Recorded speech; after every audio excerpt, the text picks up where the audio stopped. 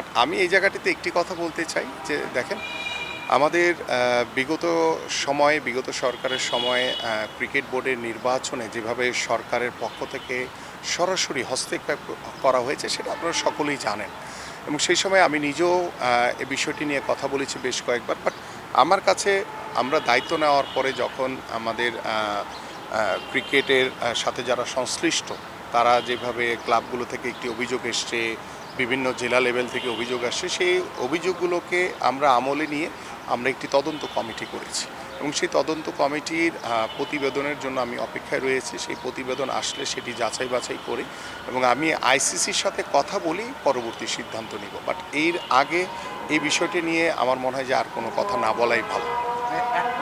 তদন্ত কমিটির কাজ শুরু হওয়ার আগেই আমাদের স্টেটমেন্ট দেওয়া, তারা কি ভয় পাচ্ছে? এটাই তদন্ত কমিটির মতো বিশ্বাস রাখা উচিত ছিল, কারণ তাদের পক্ষেও তো আসতে পারতো।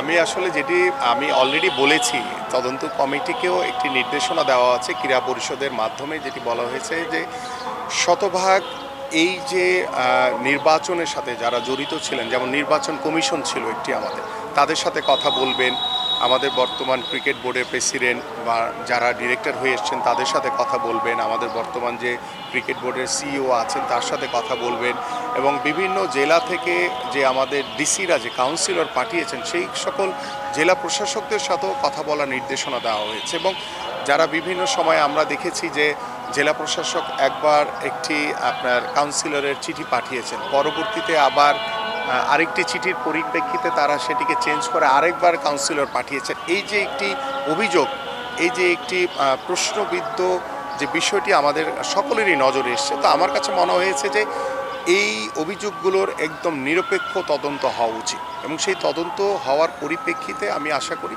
সেই প্রতিবেদন আমার কাছে আসার পরে আমরা আমাদের যারা এই তদন্ত কমিটির সাথে রয়েছেন তাদের সাথে কথা বলে, এবং আমি আইসিসির সাথে কথা বলে নিজে কথা বলে তারপরে পরবর্তী পদক্ষেপ নিব।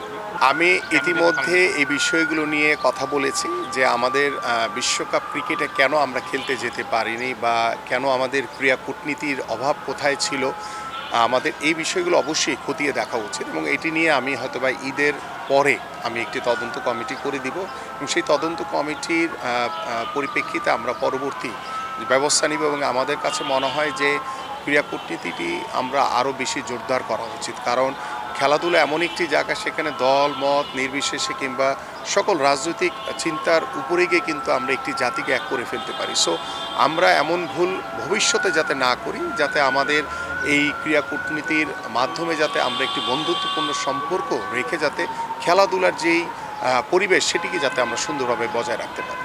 For more updates, subscribe to our YouTube channel and click on the bell icon. Follow us on Facebook and Instagram. Download T-Sports app to enjoy exciting games and highlights.